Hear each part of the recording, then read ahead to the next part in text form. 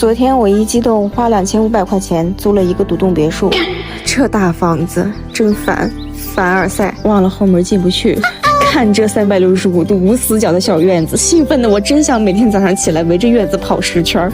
还有车库，虽然咱没车，咱也不会开，但是咱有车库啊！看看这朴实无华的小花盆，拿来种菜太合适了。这小温泉拿来养鱼吃应该不错。这边别看它现在这么乱，春天是兴奋了。去我家里面看看，这是厨房。餐厅这个腿长2.8米的窗户是我租下这个房子的理由，绝对不是因为它的租金只有2500。客厅现在的样子，这个窗户真是爱了。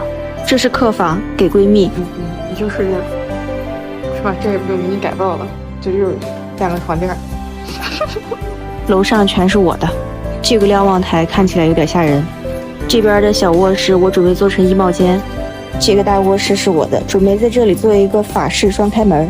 第一次睡这么大的卧室，还带一个卫生间，卫生间门口可以做个小花房。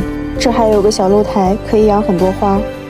这个树都长上来了，不知道是什么树，会不会开花。主卧的这个卫生间也是挺大的，可以放鱼缸了。再看一眼我的卧室，我已经能想象它以后的样子了。3楼的小空间好像是给我的猫量身打造的一样，虽然它肯定不会住。2022年又是风雅的。今天早上我借走了保洁阿姨的3轮车，开到2500块钱1个月的别墅里。因为别墅刚做完地暖还没干，我准备先把这个一片狼藉的小院打扫干净。看这个脏乱的样子，我今天打扫完差不多得在家躺3天，到时候地暖也干了。一屋不扫何以扫天下？只是这屋有点大，我以为树枝是这样剪的，干脆利落，简简致命，但实际上是这样的。其实这大剪刀用熟了之后还是很有效率的。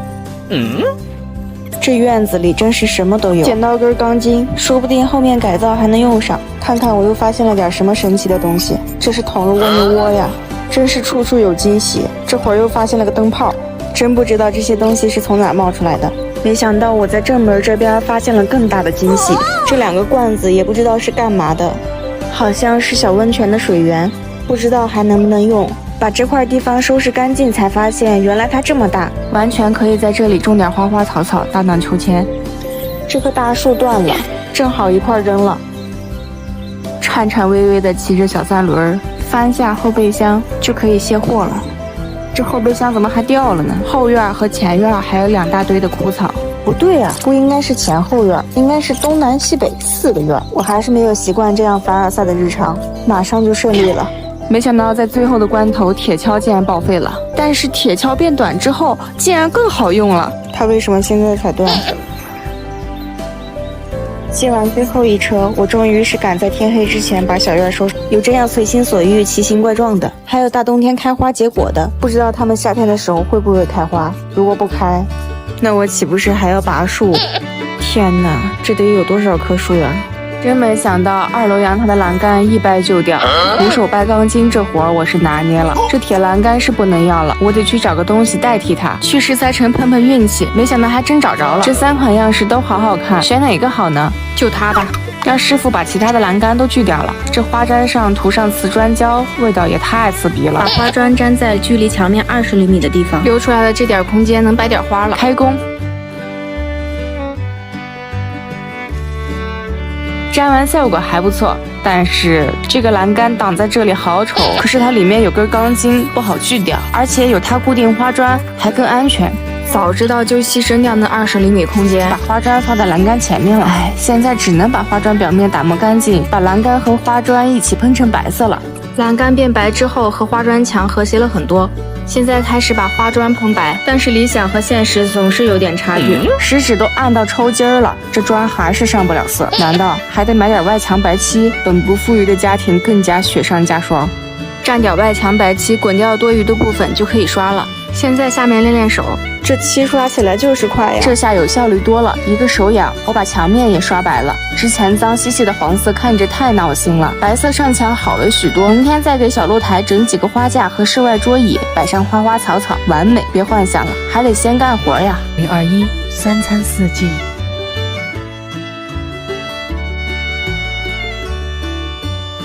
把原来家里的露台拆了，昨天晚上又下雪了，今天地上的积雪还真不少。先把露台上的雪打扫干净，然后让木工师傅帮我的露台量身打造了一个小花架。师傅就是师傅，干脆利落，这花架不到2个小时就做完了，看起来结实又实用，可以放好多花了。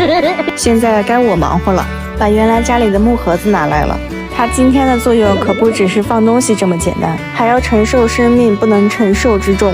给花架均匀地刷上一层黄色的木漆漆，这漆都是之前又剩下的，赶在过年咱也没别的颜色可选，但是只有刷上了木漆漆，防腐物才能真正的防腐啊！还好黄色和整体还是很搭的。终于刷完了漆，可以铺防腐木地板了。这木地板经过了4个月的风吹雨打、日晒雨淋，已经不复当年风采。不过没事儿，我觉得它还能再坚持半年。我只有粉色的木漆漆和黄色的木漆漆了，不知道这盒子上刷哪个颜色好看。所以我决定外面刷粉的，里面刷黄的，公平公正，就是刷起来难度更大了。这个木盒子就外面刷黄的，里面刷粉的吧。其实最好看的还是木头本身的纹路和颜色，自然的感觉最有味道了。但是我没有水系木漆，只能让它走另外一个风格了。刷好的木盒子晾干之后，就可以给它们摆出造型了。这黄家粉好像小时候吃的一种雪糕呀，是叫啥来着？整体看一遍，这几个颜色还挺温暖的。自己动手的东西是怎么着也没法嫌弃啊。今天又是疯狂的一天，一大早拉着闺蜜去熟悉的花卉市场买了一大堆花，在这个冬天实现了鲜花自由。我已经迫不及待的想摆在露台上试试了，但是在摆进去之前还得给这些花换盆儿。这些手绘盆我买了好久了，当时一下买了4大箱，都是为露台准备的。这花盆种上花简直绝了，远看好像油画呀，盆都换好了，真壮观呀！看到这些花心情都变好了。现在露台上只差个桌子了，我在2河别墅的露台就是咱买回来改色就完了。到了地方才发现，原来人家有这么多颜色，这下不用刷漆了。但是选择困难症有烦，选哪个颜色好呢？小孩子才做选择题，我直接把黄色和绿色都带回了家。在摆桌子之前，先把花一盆盆的搬到露台上。这个黄家粉的花架摆上花之后好看多了，多肉放在这里能充足的沐浴阳光。这个角落摆上2盆金桔，有过年的气氛了。把刚买回来的桌子和椅子摆上，这大功告成了。这些花在阳光下真是赏心悦目呀！赶紧拍个照给我妈炫耀。等到春天来了，坐在露台上看看花，吃着零食喝喝茶，也太惬意了。幸福来的就是这么简单。露台的改造计划正好赶在了过年期间，快递不通，很多东西都是东拼西凑出来的。但是这东拼西凑的小露台就是我的梦呀。千元装这个卧室，并且要装这门口做一个法式双开门，把墙面刷成绿色，地上铺上实木地板，放上铁艺床，对面再做一个大落地书架，定制一整面实木书架的架子，还是求助师傅给我做一个钢筋混凝土置物架吧，量出我想要的大小和书架间距，师傅就开始动手了。钻完孔，打好胶，把钢筋固定好，搭建好钢筋架，把木条做的框架钉在上面，再铺上一层隔板，倒上水泥，然后安静的等上1星期。等它干的时间，卧室的吊顶也做完了。现在我的预算就已经没了一半。过了1周，我怀着激动的心情拆了外面的木架，但看着光秃秃的水泥板，感觉它好像我的额头，只好又花600元请了个老木工师傅，帮我把书架做成拱形嵌入墙体的效果。这师傅一出场，果然不同凡响，电锯在他手里就跟玩似的，几下就做出了我想要的感觉。刮完腻子，整体效果就出来了。是不是还挺有文艺小清新的气质的？再把里面刷上绿漆就更完美了。把外面的框架刷成奶油白色，这奶油白色好像不太明显啊，刷完效果真不错呀。把墙面也一起刷了，浅绿咱还能上手，深绿色只能求助师傅帮忙了。最后的效果真是比我想象中的还要好看。但是5250的预算，现在只剩不到2000块了，这还不够买地板的。2500别墅的踢脚线终于干了，我准备自己安装试试。把踢脚线的固定卡扣砸个钉子，确定好高度。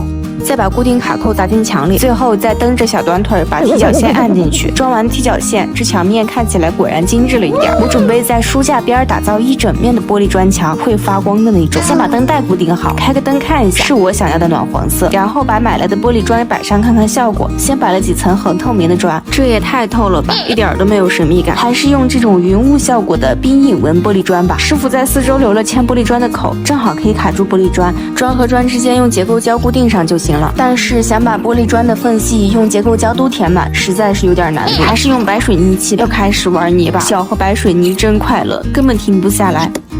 用白水泥直接砌玻璃砖比用胶快多了。再用橡胶锤固定好位置。前2天看电视剧，发现林美心穿越回10年前的家里，到我砌一面这样的玻璃砖墙，会不会也能穿越时空遇见张万森？所以，如果我2个星期不更新，那肯定是穿越了。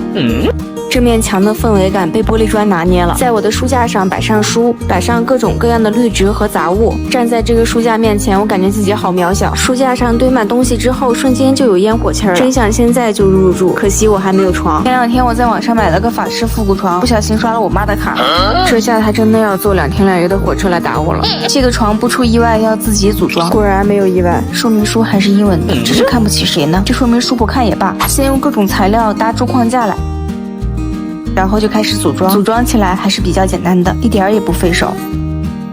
这排骨架怎么是弯的？还以为是它在路上风吹日晒导致的，没想到上网一查，它就应该是弯的，这样才能更好的承重。是我孤陋寡闻了，100多斤的体重可算有处安放了。床垫我本来想用旧的，但是我昨天突然收到了一个叫梦百合的床垫，也不知道是谁寄给我。这床垫是卷包设计的，一个人用点力就搬到床上，不知道哪面是正面，哪面是反面。查了一下官网，原来人家是2面都能睡的，一面是软硬适中的，一面是偏硬的。我喜欢偏硬的，就睡正面吧，感觉还挺舒服。就是不知道这到底是谁寄的。在我妈来之前，这床头的装饰还得整，这下可不敢乱花钱了。网上买了几十块的法式复古相框胚，刷上古铜色的漆，瞬间就身价倍增。打印了几张油画，固定在相框里。10块钱买的塑料珍珠，穿在上面做成小提手，真是绝了。做了几个小的，还差大的画。来了，快请进。我厚着脸皮去找了油画老师，让他给我画了一幅，放进相框里。真油画的质感真不一般，这面墙一下就有灵魂了，就是还差点氛围灯。没想到2500租的别墅里竟然有宝藏，这么小的沙发还挺可爱的，可惜已经洗不干净了，看来要做针线活了。买了2种颜色的布料，我觉得按照沙发的形状裁好布料，把它缝合好应该就行了。这剪鱼的剪刀好难用啊，没事，小场面，剪开一个小口，一扯就完了。好不容易把边角修正完，我的脑子就开始混乱了，已经分不清楚哪面是哪面了。在沙发上比了一下，才放心大胆的缝了起来。缝补的过程还是很容易的，缝了不到2小时，成品就出来了。套上看看，感觉有点单调啊，但是这沙发也算能用了。沙发上还有点空，我准备把剩下的相框胚挂在这里。因为定制的油画还没到，所以我准备直接在相框里装饰几朵花，插上花，感觉是那意思。房间现在还差个床头柜，因为我太懒，买的2手柜子没看尺寸。我说这床头柜怎么改卖柜子是大写的大，只能改变计划，把柜子放在床左边的位置了。柜子还是挺好看的，都不用改造了，擦干净看起来就很有感觉，真是讨到宝贝了。懒人有懒福啊。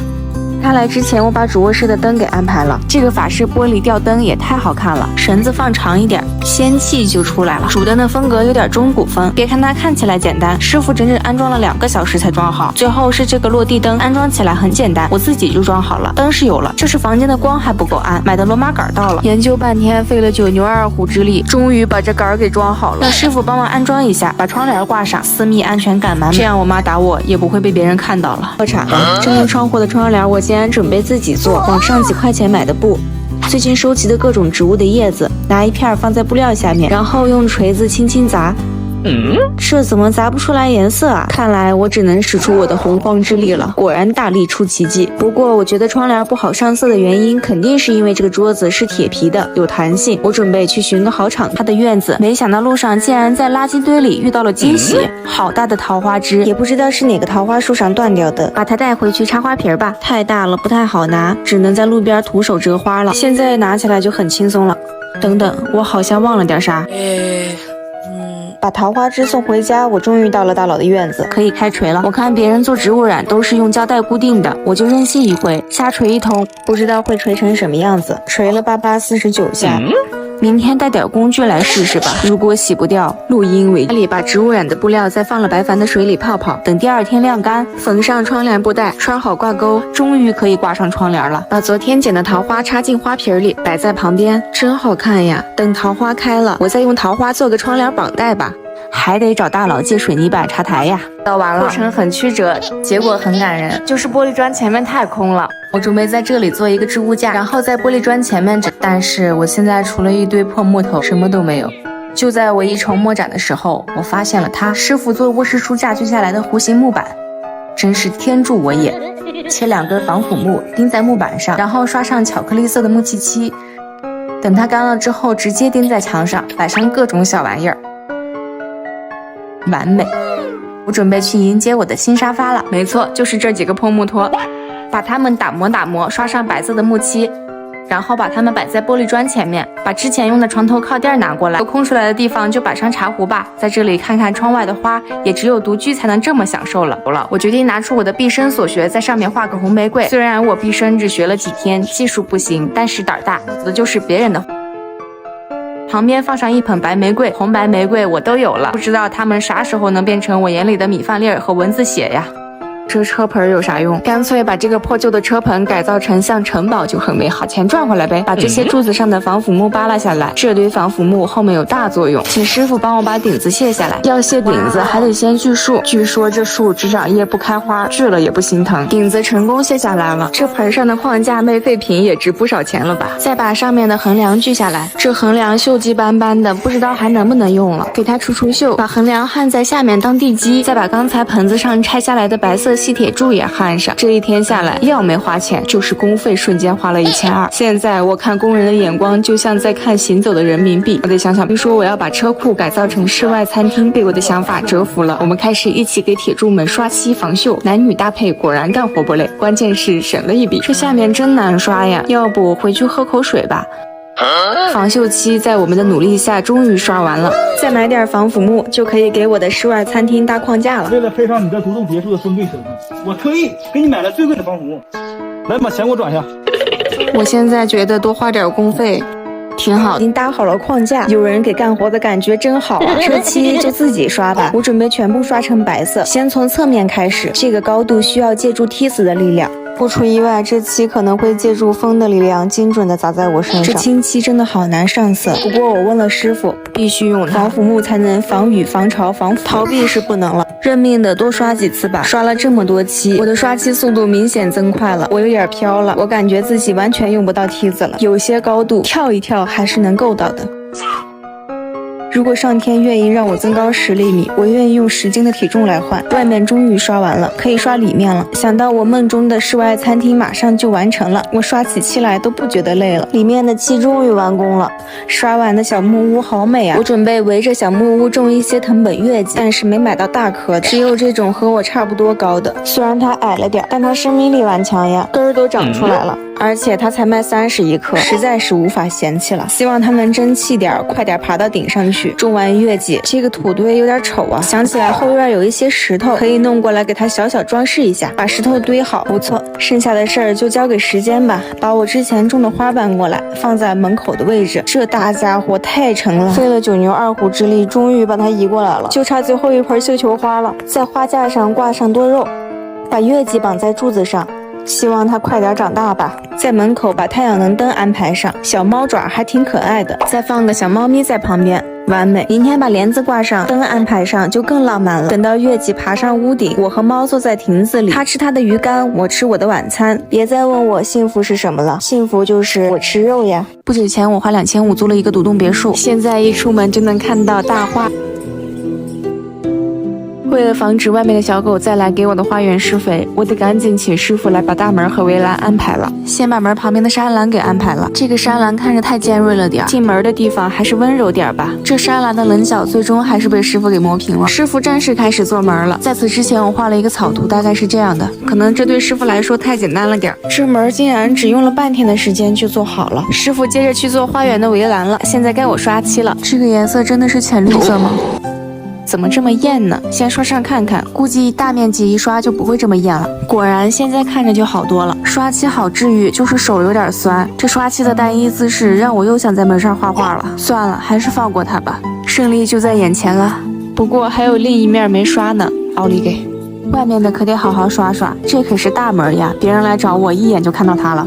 这门刷不好可就有失颜面了。带着坚定的信念和对自我的鞭策，我终于把这门给刷完了。自己刷的漆真是越看越好看。我准备把旁边的框架刷成白色，这样和我的小木屋很搭。现在可真是1年里最美的时候呀，蓝天白云绿树，空气里都散发着油漆味儿。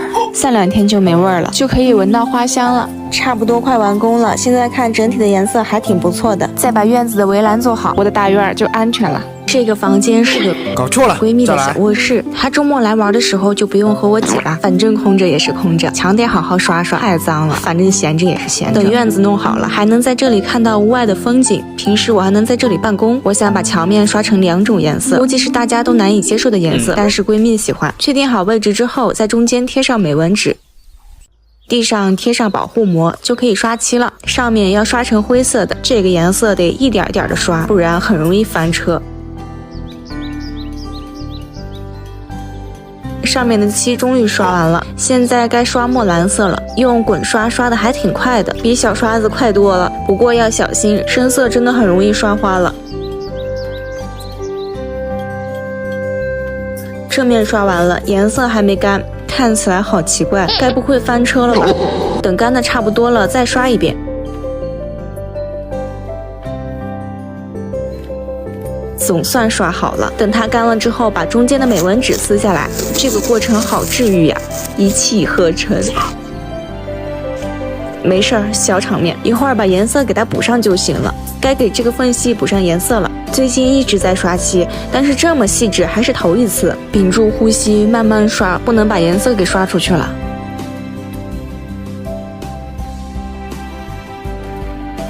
终于完工了，真有成就感，闺蜜肯定喜欢。装上踢脚线就更精致了，比了一下，踢脚线长出来了1节，随手拿了个工具画条线。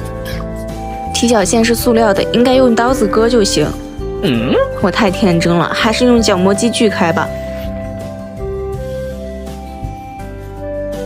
怎么歪了？看来还是得用专业的工具呀。我把师傅遗留的角钢翻出来了，用这个就差不多了。直接把边角磨直吧，这次长度刚刚好。再抹上结构胶，然后把它贴在墙面上，完美。再把其他的踢脚线也装上。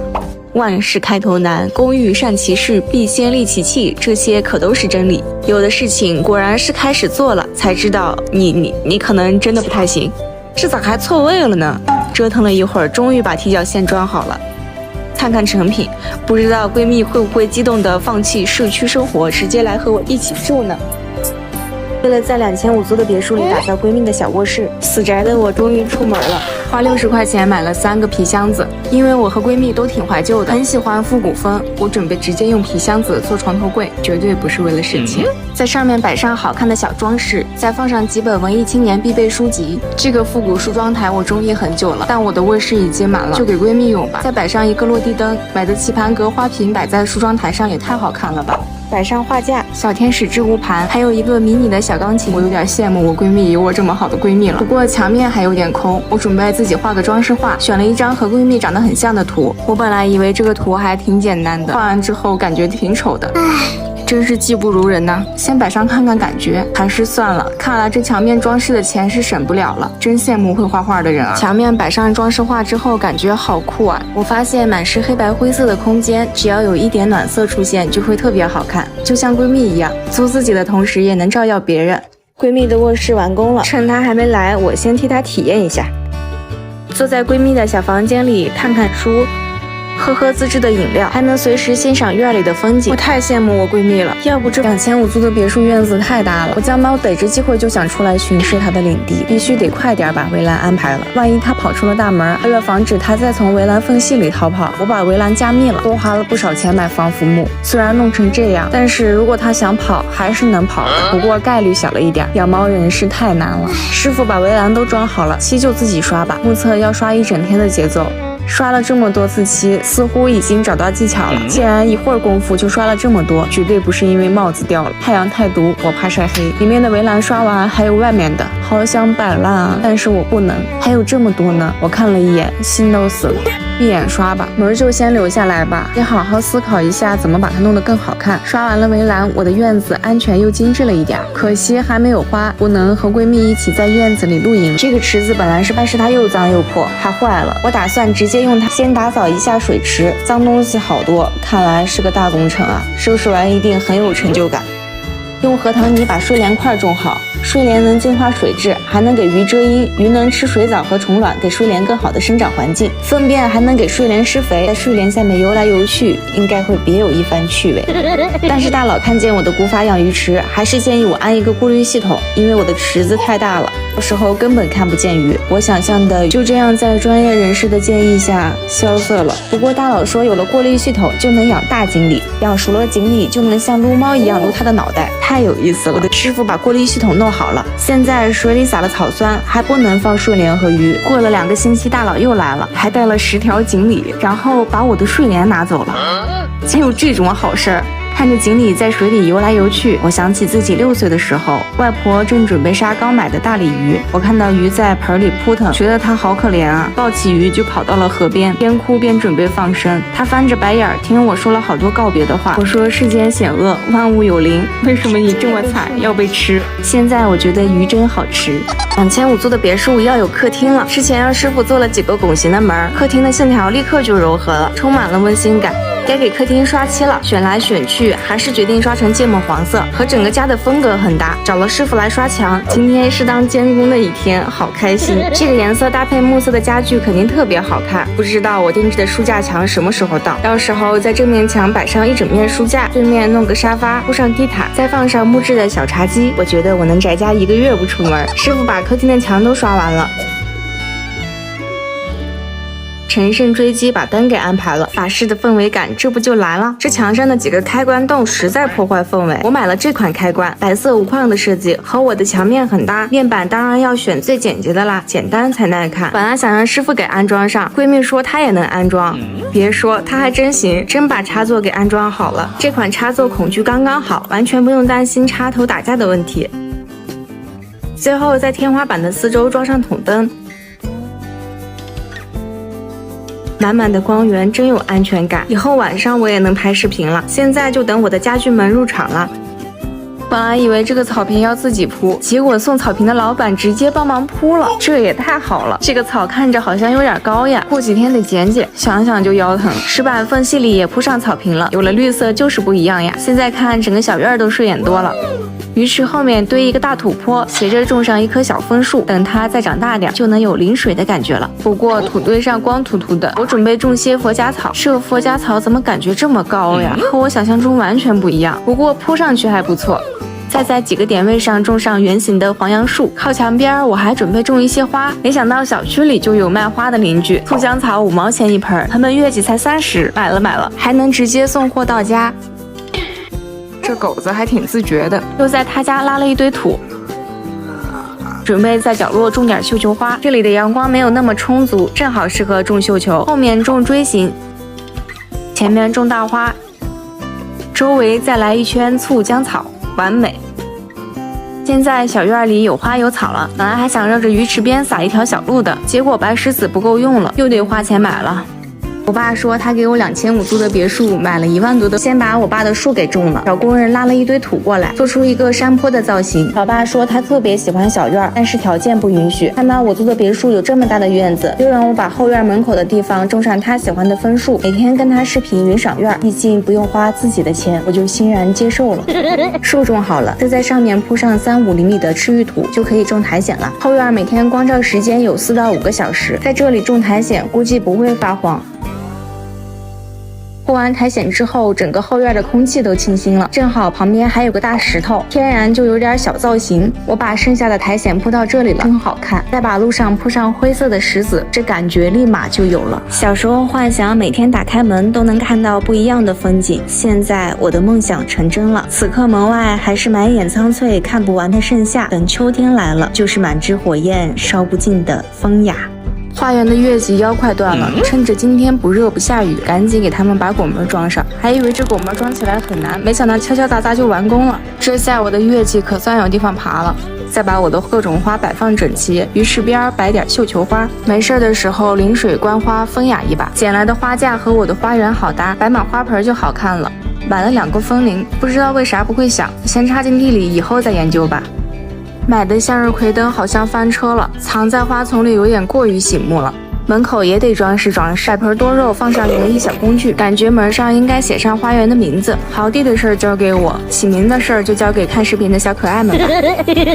坏了，我这是挖到千年老树根了。妈生日，拿出我的各种家伙事儿，轮番对付他。他竟然纹丝不动，我还就不信了。看来这棵钉子户只能暴力拆除了。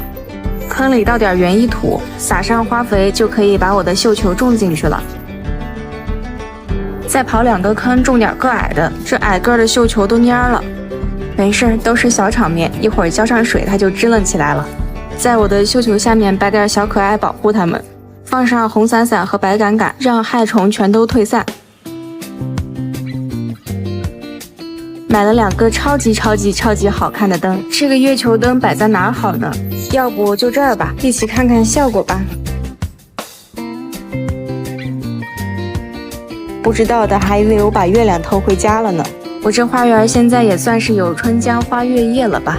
我做的地胶隔断竟然没翻车，取下来的过程真的好怕它断呀！我和闺蜜全程都不敢呼吸了，还好最后一鼓作气成功了。但现在怎么安装它是个大问题，还是请个师傅过来让他头疼吧。我做的地胶身高2.4米，这个洞身高2.8米，所以上下得做20厘米的台子。我还想在隔断后面安装个灯带。师傅可能第一次见地胶隔断，所以有点小激动。师傅超有仪式感的捧着我的地胶隔断，把它卡进了洞里。这严丝合缝的感觉可真妙呀！不过我还想在背面做几个展示架，到时候放点我不堪入目的手作。隔断的木板得做个封条，不然从正面看也太丑了。师傅让我把外面的大芯板刷上漆，一会儿他把大芯板切成条贴在木板上就好了。也不知道为什么我就变成了打下手的。在师傅的一顿我看不懂的操作下，他把展示架给做好了。等师傅刮完腻子，我就让他们赶紧撤退了，毕竟这可都是钱呀。刷漆我还是行的，打磨腻子。然后就开始了小心翼翼的刷漆过程。正面刷完了，还有背面，背面还有个拱形门洞。等漆干的时间，又喊了个师傅来装灯。这圈装完了，应该装下边垂下来，还得装线。没想到老师傅也能翻车，哪有谁能一直一帆风顺呢？翻车才是常态呀！看我的地胶隔断还不错吧？等等，还没给它装边框呢。这个颜色让我有种大事不妙的感觉，没想到翻车来得这么猝不及防。本来想要浅木色，没想到这东西的色差这么大，还是给它刷成白色吧，因为我只有白漆了。这桶也太小了，拿个花盆套上万能塑料袋，一个朴实无华的油漆桶就诞生了。这怎么还劈叉了呢？没事儿，小场面，多涂点胶给它贴上去就看不出来了。我好像那刚出山的猴子在耍金箍棒啊！对准分析往里一按就贴好了，这安装起来真是毫无难度。最后再装上灵魂灯带，之前让师傅在里面留了个槽，直接把它卡进去就行了。接下来就是见证奇迹的时刻，开错灯了，重来。折腾了1个星期，终于把玄关的隔断给做好了。虽然买块玻璃就几百块，制作过程也困难重重，但是这里面有我对生活的思考。为了好好欣赏我的1000本书，我买了个大沙发。拆沙发的时候，我的猫一直在旁边看着。本来以为它就是好奇，等把沙发全部拆完摆好，我的猫还是一脸乖巧。这时候我沉浸在拥有沙发的快乐里，顺便还想把窗帘装了。这百叶窗过年的时候就到了，但是一直没安装。本来是想装在窗框外面的，原本里面还要做上包口，但没有找到喜欢的包口，还是让师傅装在里面吧。装在里面的效果更好了，拉上百叶帘，私密感满满，还有点复古的味道。在窗户边摆上我种草了很久的月亮灯，再摆盆绿植。月亮后面也得摆一个，但换了好几盆植物，总觉得不太顺眼。最后还是把花园多余的绣球花搬进来了，迫不及待地躺上去享受一下。沙发边摆了同色的柜子，上面也放盆绿植，再来一盏文艺的灯，沙发也得些微布置一下。在沙发墙后面挂上装饰画，地上再铺个地毯。这个墙还是有点空啊，还得买几个置物架。客厅怎么能没有茶几呢？于是我把室外的茶几灯给搬进来了，放在室内一点也不违和。就是这桌子太空了，一点学习的氛围都没有。铺上文艺的小桌布，再摆点好吃的，摆上看书架，再放上香薰，在这里看书肯定是香香的。桌子布置的差不多了，做了杯新疆奶茶，准备好好犒劳一下自己。在客厅看书不仅能坐着看，还能躺着看。当然最开心的并不是我，而是我的猫，因为它终于能享受抓沙发的乐趣了。最近台给垫高，先量出露台的高度，拿出家里祖传的木头，锯出4条和露台宽度一样长的木条，再用粗一点的龙骨给它们做2条腿。我这个锯子锯得太浅了，只能把腿的4周都锯一遍，然后再扭一扭，腿就扭掉了。没想到一比划，剩下的木头还能再做2条腿。窄条露台为了方便下水，左右的高度差还挺大的，这腿的高度也不一样，真是难为我这个数学废物了。再把木板和腿连接起来，长钉子还买少了，只好把钉枪里的钉子拿来用了。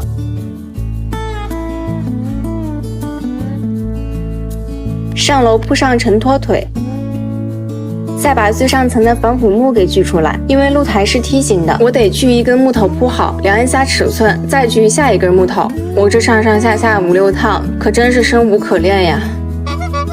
露台的地面终于铺好了防腐木，现在还得把防腐木和承托腿都固定上。定完还得把台子刷个漆，统一一下整体的色调。之前刷柱子剩的漆正好用上了，真是一点都不浪费啊！第一遍刷完，再把边边角角找补一下，现在看起来宽敞多了。防腐木还得刷一层墨蜡油，这样它使用的时间更长一些。忙活了一下午，终于是把漆都刷完了。现在露台看起来整整齐齐的，就差我的小花小草注入灵魂了。把花篮挂上，以后可以根据心情随意变换位置，摆上花立刻就有生活感了。窗户边再整齐的摆一排。这露台看起来不大，但连遮阳伞都能放得下，再摆上桌椅，完美。但这里浇水是个问题，都是小场面。拿出之前剩下的窗帘绑带，把它从2楼丢下去，找一个不太熟的闺蜜绑水枪，把花园的水枪给接上来。今天可真是个大喜的日子呢，给花浇水太治愈了。从这里看看小院的鱼也太惬意了，晚上太阳能灯一亮，露台看起来好温馨呀。这星光点点的样子还真有点风雅呢。我真后悔改造了一个奇形怪状的衣帽间，后悔没有早点改。回家就在门口换睡衣的感觉也太棒了。从衣帽间出来直接切换成懒人模式，就是回家不能太晚，不然找衣服像在找宝藏。还是得给这衣帽间安排点灯光，买了几个感应灯条贴在衣架上。这鞋顶的墙上也得贴一个，一走进去衣帽间瞬间就亮堂起来了。不过衣帽间的这些边边角角放着不用也太浪费了，这么大个空间该怎么利用呢？趁着宜家满1000送100元购物卡的活动，我准备去淘点好货。这洞洞板好适合我鞋顶的位置啊，上面的配件可以随意组合，组装上配件，把平时出门用的小东西都上墙摆着，一目了然的感觉，以后再也不会乱放了。看我发现了什么？这个三角形的收纳柜不就是为我的衣帽间量身定制的吗？其实人家本来是个儿童收纳柜，但它正好适合我衣帽间的三角区域，放一些小衣服应该挺不错的。坏了，我俩把它搬反了，还得再翻过来重新搬进来，真是没有默契的2个人呢。放进去刚刚好，但因为这三角实在太窄了，拿起东西还是有点费劲儿。不过原本只能被浪费的空间，现在能利用上，我就知足了。这些白色的收纳盒可太有用了，大大小小买了一堆，小的收纳换季的鞋子，大的收纳换季的衣服，还买了几个鞋架，用来收纳平时穿的鞋子，一上一下的设计很省空间，拿取也特方便。还给衣架安排了个收纳裤子的地方，魔术贴一粘就安装上了，裤子卷起来往里一放，7格的设计最少能放40条裤子，完美收纳了我的所有裤子。衣架顶上的空间还放了点小收纳盒，所有的空间都被完美利用了，一点都没浪费。这整整齐齐的感觉可太有成就感了。燕总闺蜜竟然要来和我一起住，她还想要可爱的公主风卧室。这房间我原本打算改成衣帽间，但因为预算告急，连踢脚线都没补，现在只能把它改成闺蜜的卧室了。绝对不是为了让闺蜜摊房租。我们准备把墙面都刷成粉色，先试一下颜色，哇，不错。然后我就开始教她刷漆，只要把它教会了，我就能躺平了。算了，还是我来刷吧。还想表演一下，结果这个刷漆的滚子就掉了，有点小尴尬。闺蜜竟然搬来梯子，自告奋勇的去刷了门上的那块漆，我真怕她掉下来砸我。还好她是个灵活的胖子，只是这漆刷的没事儿，还能抠掉。我俩一边玩一边刷漆。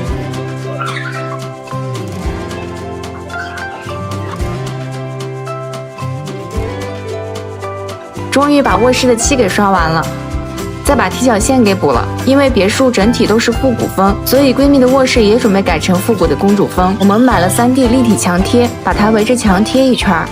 现在有点复古的感觉了。不知道什么样的床才能配得上这么粉嫩的房间。闺蜜说她家有个闲置的床很合适，这好像真是张床，就是没有床头。甚至看上去有点危险，还挺稳当的。先给他整张床垫吧，这样晚上他就不用和我挤了。换上我俩精心挑选的4件套，本来以为2个人一起套被套的效率很高，没想到我们没啥默契。再在床头钉上帷幔架，忘了拿钉子了，先让闺蜜帮忙举着吧。这真是为难我俩的身高呀！终于把帷幔给装好了，好梦幻呀，就是没有床头，看着有点奇怪。要不我再用我的聪明才智给她变个床头出来。怨种闺蜜竟然搬来了她家的老古董柜子。她说这是她家祖传的柜子，非常适合她的复古公主风卧室。公主风不能说一模一样，只能说毫无关系。看来只能把这个柜子改成公主风了。这柜子上面还有个存钱罐呢，打开看看里面有没有宝藏。果然毫无惊喜，指望靠它发财是不可能了，还是老实的把柜子给洗干净改造吧。冲洗了3、4遍才感觉干净了不少，再把边角给钉好。这柜子上还有一个小门，听闺蜜说这后面以前是放夜壶之类的。还是先把柜子整体刷一遍漆吧，没有什么是刷一遍漆不能解决的，如果有，那就是闺蜜和你一起刷漆。这刷着刷着就一不小心都白了头。柜子外面刷的差不多了，再把里面给刷了。这里面还被闺蜜画上了我俩的肖像，看来她是迫不及待想画画了呀。把柜子整体刷白之后，我感觉柜子的型还是不错的。这柜子正好有4扇门，可以画4种代表季节的花朵，然后再把闺蜜画成花仙子，守护着花朵。闺蜜昨晚迫不及待的在柜子上打好了草稿，她画的是真好看，但是这秋天画错了，重新画上了代表秋天的银杏树。看她给自己画的这小翅膀，不知道能不能带它飞翔。不过童话世界里，仙子们总是无所不能的。画着画着，我突然意识到，不知道从什么时候开始，童话从我们的世界里消失了。我们很清楚的知道，现实不是童话，我们没有魔法。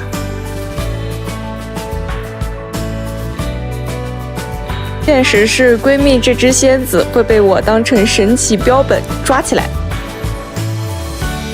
闺蜜的4季仙子图画好了，把下面的小柜子也改造了。底部的柜子贴上美纹纸，画几个边框就好了。上面的小柜门直接刷上浅蓝色的漆就行，再把木装饰条给装上，这也太难拆了。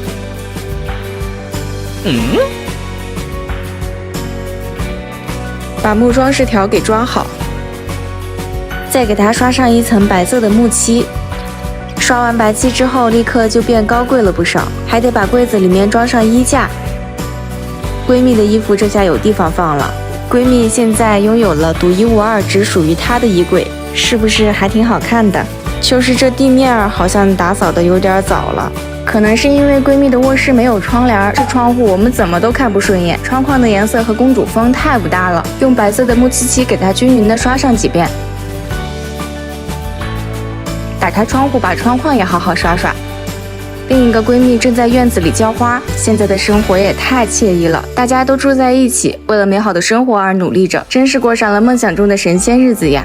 窗户终于刷好了，白色的和公主风很搭，再安装上窗帘，闺蜜今晚就不用和我挤了。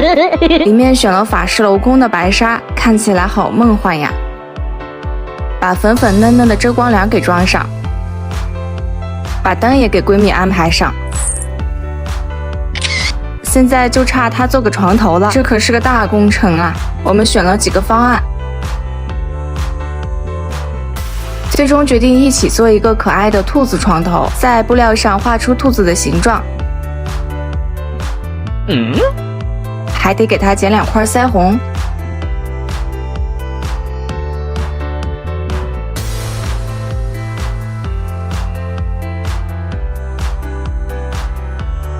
全部剪下来之后，把它们缝合在一起，把里面装上棉花，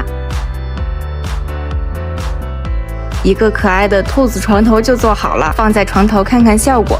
这也太萌了！我先替闺蜜躺上去试试，还挺舒服的。看来今晚她不用和我挤了。你们见过只有30平米却住了30年的房子吗？这房子就是我闺蜜家。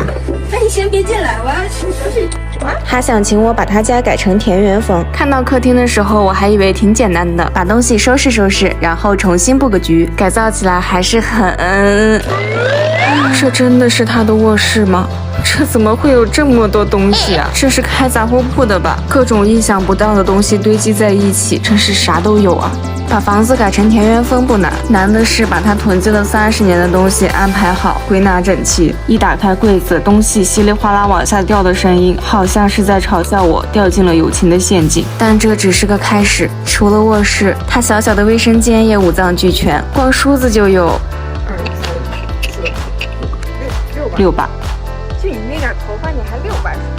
然后这狭窄的厨房竟然塞下了这么多小电器，大点的汤圆锅。我感觉我现在一个头3个半大，一个给厨房，一个给卫生间，一个半给卧室。先挑战最难的卧室吧，得先收拾一下。这8个满满当当的大柜子竟然让我无从下手，这么多东西该怎么收拾呢？收拾完怎么摆呢？摆完往哪儿放呢？本着闺蜜之间有福同享有难同当的原则，我现在跑还来得及吗？这么多东西都要咱俩搬？对呀。我们买了几十只大箱子，把箱底封好，看样子今天得大干一场了。这柜子里真是啥都有，你以为这是一本史记，其实它里面是私房钱。我的天哪，他的书架里怎么一点空隙都没有，全都塞满了东西。这时候我还天真的按照分类把东西放进箱子里，想着回来能按照分类再摆放，但我这都装了10几个箱子了，怎么感觉好像没啥进度啊？我觉得我现在像个怨种，而且现在他家客厅已经摆不下箱子了。还好他这栋楼的2楼有个空房出租，果断把它租了放杂物。这下终于又可以专心清理东西了。打开他的柜子就像开盲盒，永远都不知道书后面有啥。我已经收拾出来几千卷手账胶带，几千本没拆分的本子和书，还有各种笔，目测没有几百支，也上千了吧。还是让闺蜜再邀个人吧，不然我俩今天是收拾不完了。来帮忙，快！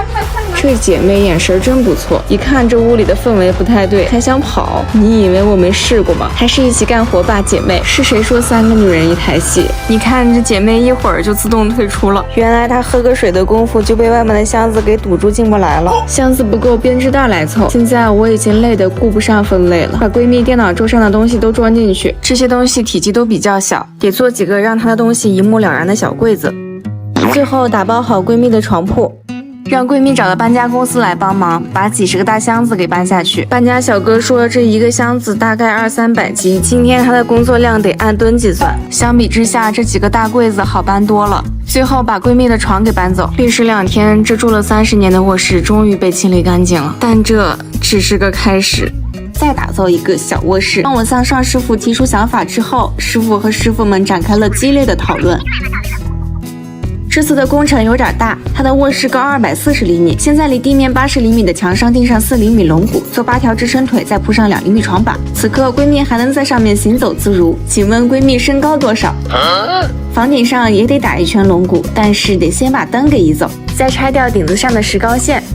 这墙里面怎么还掉渣呀？果然是几十年前的装修，看来墙面得房顶和床板的横梁用木方子组合起来，再封上木板。为了让这小卧室看起来更像卧室，木头最外层封上一层石膏板，再开3扇窗户，最后挂上腻子。再在床头给闺蜜做了一个薄柜子，让师傅留了一个电源，插上投影仪。到时候再给床尾安排一个升降投影幕布，就能美美的躺在里面看电影了。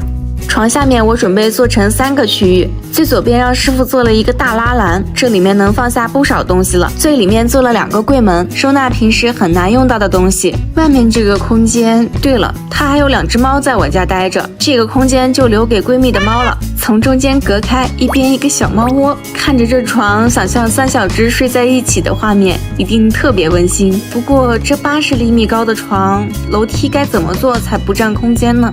既然掉渣，不得不把墙面全都铲掉了。这墙面还真是脆弱，一铲子下去就稀里哗啦碎了一地，很快他家就变成了土房子。刮上粉刷石膏和墙面找平，再挂上一层腻子，打磨平整之后，我们终于可以给卧室重新刷漆了。得把之前做的床保护起来，把床四周贴上美纹纸。闺蜜买漆回来了，我俩分了工，她爱贴美纹纸，我来刷漆。我们选了奶黄色，这个颜色一年四季看都有不一样的感觉。春天像地狱里阳光，夏天像雪糕一样清凉凉的，秋天是大丰收的感觉，现在是冬天，有种暖洋洋的慵懒。卧室的漆终于刷完了，这里没刷漆，准备做一整面书架墙，放闺蜜的几十箱书和本。我俩研究了半天，终于有了一个省钱的方案，决定直接用原来的老书柜来改造一面书架墙。先卸掉柜门，这书柜太厚了，去掉柜门也还是厚，得求助师傅把它锯薄了。淘汰掉几个快散架的书架，这面墙还差2个书架，顶上也得让师傅做上书架。沟通完，师傅就开工了，先把老书架锯薄。师傅这手太稳了，一点都没翻车。再做中间的书柜，最后是顶上的。闺蜜的卧室也有了一整面的书架墙，她再也不用羡慕我的书架墙了。不过这书架的颜色还得统一一下。但改造一时爽，根本没想到把整个书柜重新刷漆了。我们还买了要刷底漆和面漆的儿童漆，一桶就要800-900。再看这书柜的边边角角，我的脑袋好疼啊！把书柜擦3遍之后，开始给它上底漆。这才刚开始就感觉到了难度，这老柜子太吃漆了。刷柜子格里的边角最难了，一不小心就拉的到处都是。好不容易把整面墙的漆都刷完了，几点了？等第2天漆都干透了，还要再上一层面漆。考虑到这边边角角刷漆的难度，为了让整体的颜色均匀，我这次尝试了新的工具，就是这个看起来有点不靠谱的喷漆筒。先倒一点点试试，没想到真能喷出来，还挺均匀的。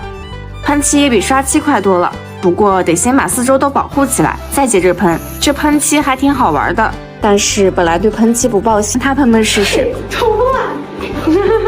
这喷漆还挺治愈的，用了1个多小时就把整个柜子都喷好了。现在闺蜜的卧室里是带着灰调的淡绿和奶黄色为主的，还差点明艳的色彩增加活力。是时候给闺蜜的卧室准备几张装饰画了，让闺蜜把朋友们都喊来。好多参赛选手，一起描绘我们的出彩2023。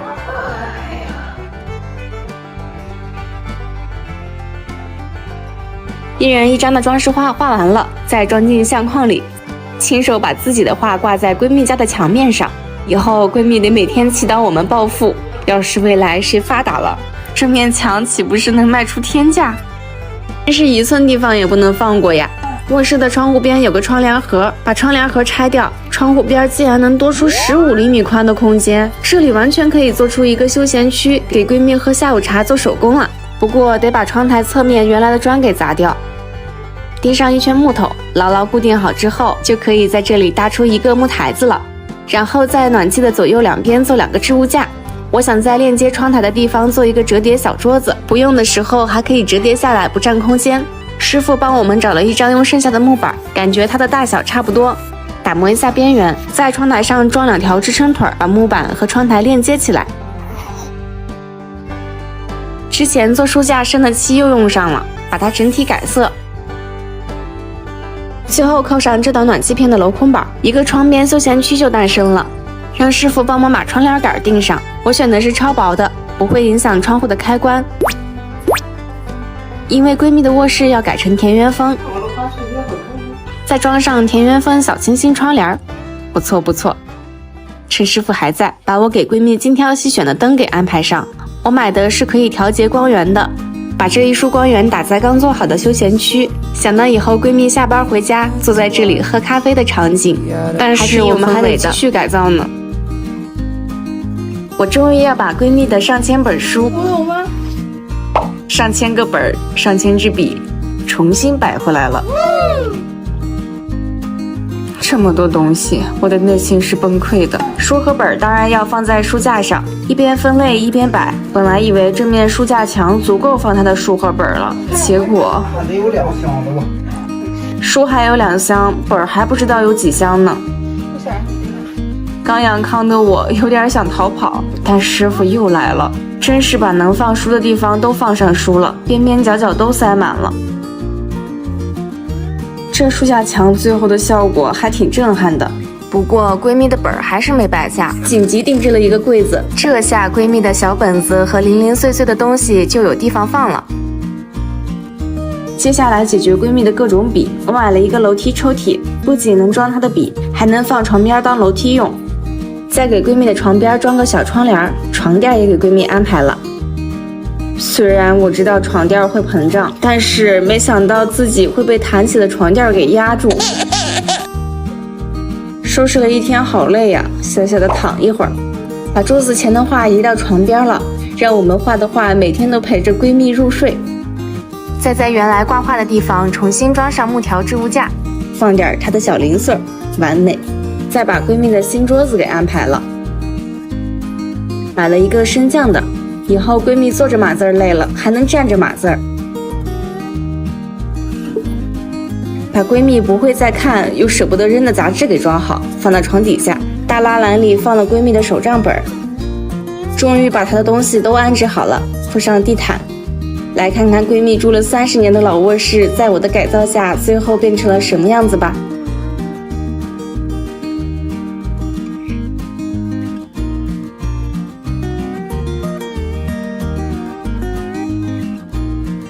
虽然家不够大，但是足够装下自己喜欢的一切。守护闺蜜的小美好，就是我这次改造的意义吧。闺蜜住了30年的老破小，终于改造好了。就是这个门和整个房间格格不入，这老门用了30年，也该光荣退休了。把门拆掉，哇，这视野好棒啊！再把门框给拆掉。我想把闺蜜的门改造成现在很火的，要在上面安装一个滑轨，得先把玻璃框给拆掉，然后用石膏板封住，整体刮一层腻子。门头封好之后，让师傅用2块薄木板钉在一起，做了一个平平无奇又省钱的木门。在客厅装上滑轨，再把门给装好，推一下试试，这感觉很丝滑呀，不错不错。再把上面的黄色油漆给补上，门框也得刷上。现在它还只是一个平平无奇的木板门，这俩全是白的，但是一会儿就让它不一样。属漫画，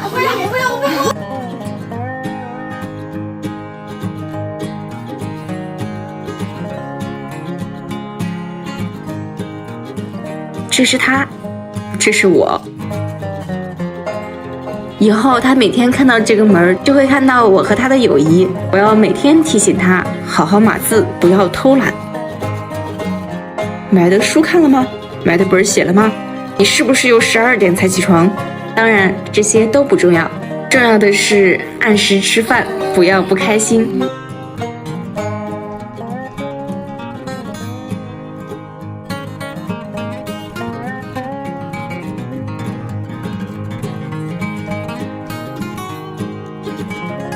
为了我们的友谊，我觉得这厨房也不是不能改。这厨房一看就闲置好久，到处都是灰。先把杂物收拾出去，露出它本来的面貌，才好改造。这碗怎么都没洗，我还得给它洗个碗。这他得包多少个红包感谢我呀？收拾厨房又跟寻宝一样。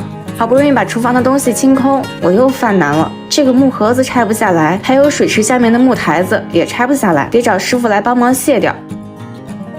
把顶子上生锈的晾衣杆也拆了。这个大柜子有点厉害，师傅拆了半个小时才拆掉。拆完还发现这下面竟然是个大洞，还是赶紧给它盖回去吧。搬完油烟机，我发现这厨房的瓷砖好多都掉了。本来只是想小改一下，天哪，这下又是个大工程。这老厨房的改造还得让我继续头疼啊！给厨房重新贴瓷砖不太现实，还是选了省钱又省事儿的护墙板。在包护墙板之前，还得把瓷砖都砸掉，必须得让闺蜜出点力。不知道是瓷砖太老，还是闺蜜太给力。她竟然真的把一面墙的瓷砖都卸掉了。卸完瓷砖，在顶子上贴上木色的护墙板，给厨房增加一些自然的感觉。四周装上白色的护墙板，清清爽爽的，真不错。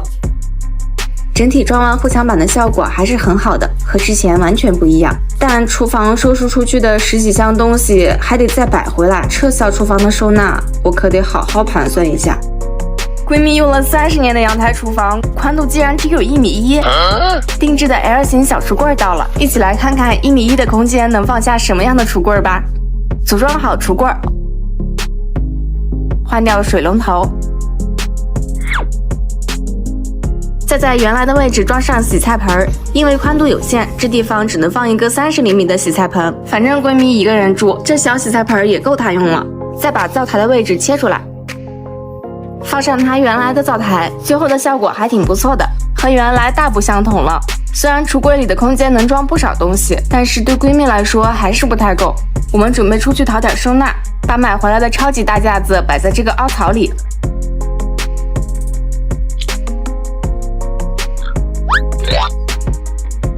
可以放下不少东西了。再在门后面装上木架子，这上面可以放锅具，一格一个，拿取也方便。最后装上橱柜上面的置物架，因为这墙面上有卫生间的窗户，置物架也只能放2个小的，放点调料也够用了。再把原来的灯给换掉。但感觉厨房还是不够通透，应该是窗户的问题，好脏啊！把窗户外面的护栏板刷成白色，窗框也得改一个颜色，选的橡木色，和闺蜜的厨房风格很搭，小心翼翼的刷好。最后撕掉美纹纸，擦擦玻璃。闺蜜的厨房现在敞亮多了，相信有了这样的厨房，闺蜜也会爱上做饭吧。